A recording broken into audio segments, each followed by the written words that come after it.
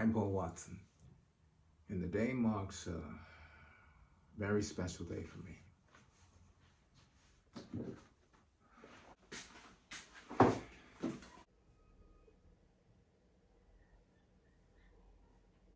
And,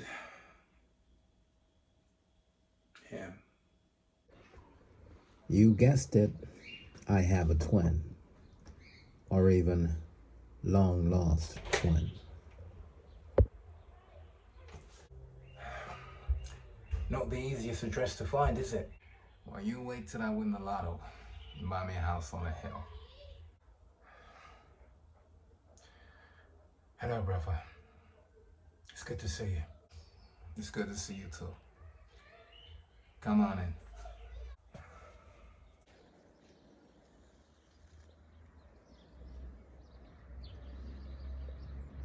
I'm really glad that you showed up, bro. I really appreciate it. I know there was a large gap at the time when we lost communication. I was going through some things, you've always been in my thoughts. And I still remember to this day when we were first separated, foster parents turning up and taking me away from you. That was a really tough time for both of us, as we know. But I think things began to get easier to cope with when I made myself acquainted with my new surroundings. We were doing regular day trips. It's like there was always a sense of adventure. And later on, I felt comfortable and then began to feel a sense of security and love, things that we know we both weren't getting when we were living with Mom. Mom was always high on drugs,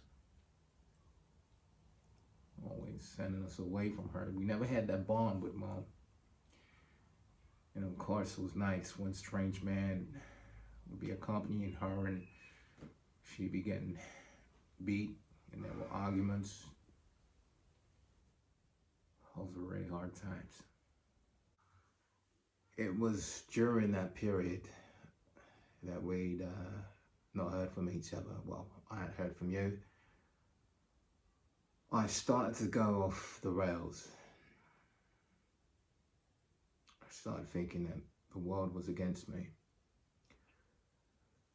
And I started doing silly things.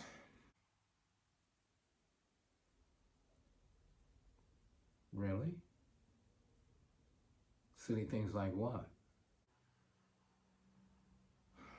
Well, the silly things that lost boys do when they witness and their family fall apart, I guess. Elaborate. I started cutting myself.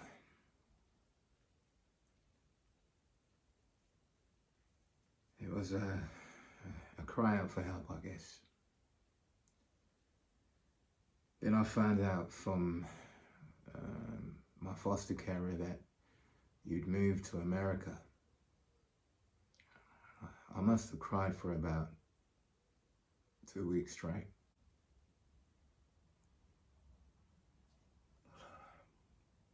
I am really sorry that you had to go through that. But I was also going through a very tough time, as I remember. We had found out that Bernard, my foster father at the time, had been interfering with Carrie, who was another young girl who was taken care of by this family. She came out with the news at 16 years old, and the whole thing had been going on since she was 12. I remember my foster mother pleading with her to not go to the police for obvious reasons.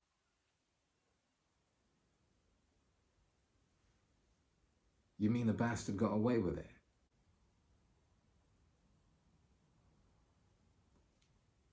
Well, he never got penalized, But I guess you can say his karma came back around about 6 months after the whole thing came out. He had died in a very nasty car accident. My foster mother had a friend in Seattle who we'd go and visit on some holidays. He was like the coolest uncle. Then about a year later, they got together and got married. So Seattle became our new home for more fun and adventure. It's still starting to make sense now. What do you mean by that? Well, from where I'm standing, it looks like they gave you such a good life that you forgot about your actual blood family. It wasn't like that. Well, what was it like then, Paul? You tell me. I mean, did you even check in on a mum at any point?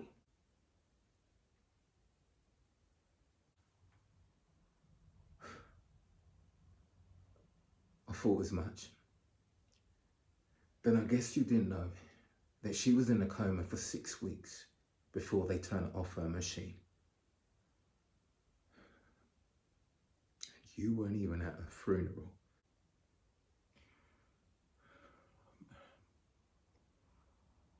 Look, Mike. No, don't look, Mike, nothing. You're a sellout.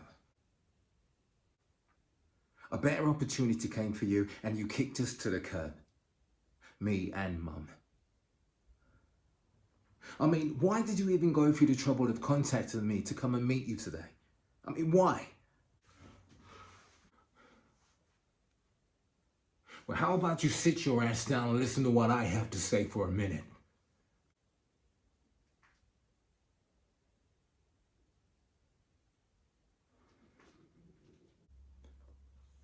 Have you ever witnessed a redneck cop shoot your best friend in the head and watch him bleed to death right beside you, knowing that you couldn't do shit?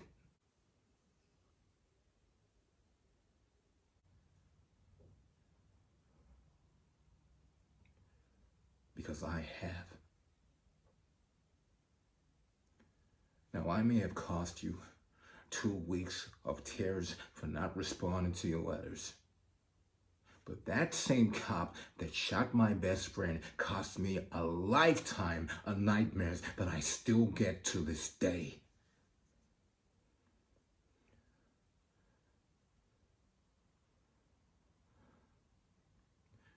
My intake of caffeine is unhealthy because it's the only way that I can counter these nightmares that make me relive the same night in that same dream.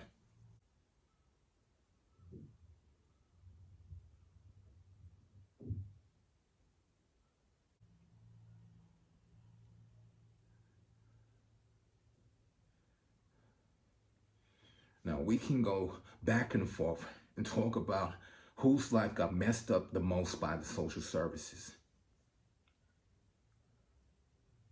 Or we could just be thankful that God has spared our lives to tell the tale.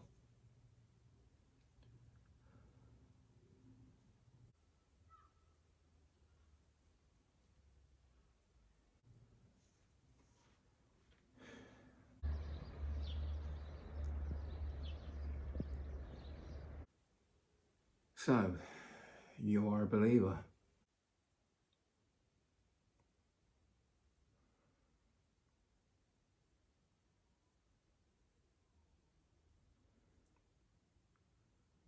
I had no choice but to be.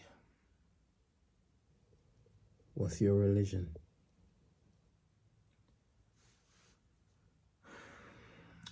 I'm Christian. But let me ask you something. Do you think there's any difference in the morals of a redneck cop that kills black people, primarily black men, or a European man that rapes black women and lynches black people on the whole? It's just some kind of trick question. It's a simple yes or no answer.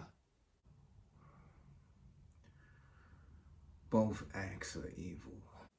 See, that's my point. But you see, the Europeans that were raping black women, lynching black people, and sometimes mutilizing the bodies of the most fearsome leaders of Africa in the past so that they didn't get a martyr's funeral. This was going on for 500 years. And they was all Christian.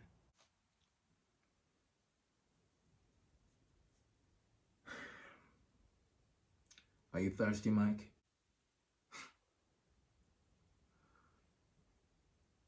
Not for no holy water, no. Touche. But I was actually offering a coffee. Unless you got anything stronger?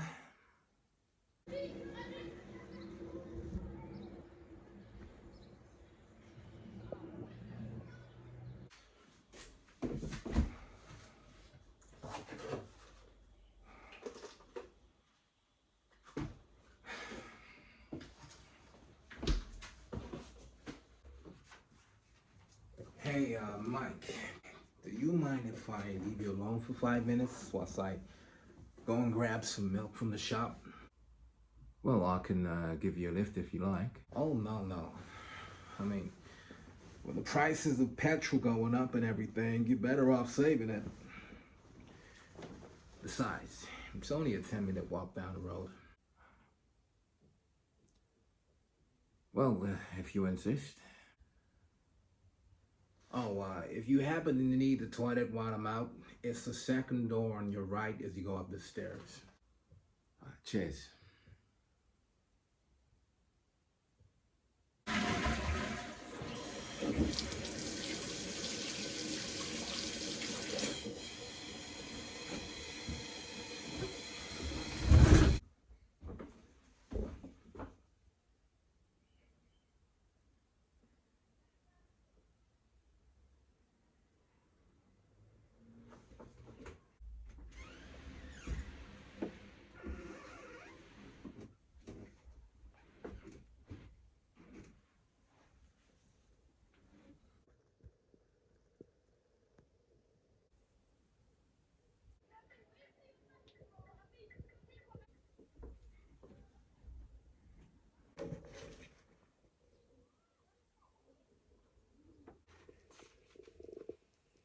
So, my goal today is to tick off the first thing I put down on my bucket list since I found out I was diagnosed with terminal cancer. Meet my brother face to face for the first time in 31 years. If I don't pluck up the courage to tell him about my illness and that I only have weeks to live, if he's half as bright as the child version of him I remember, he'll figure that I'm wearing a wig and discover my illness before. But if he doesn't, and by the end I still haven't told him, at least I can say one thing this cancer never robbed me of, which is seeing his face again just one last time. And I know in my heart that I tried.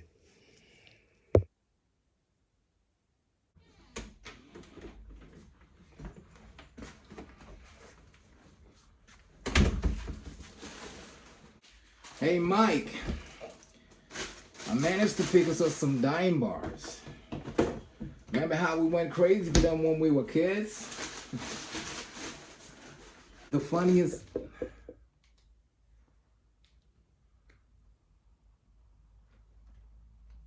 Mike?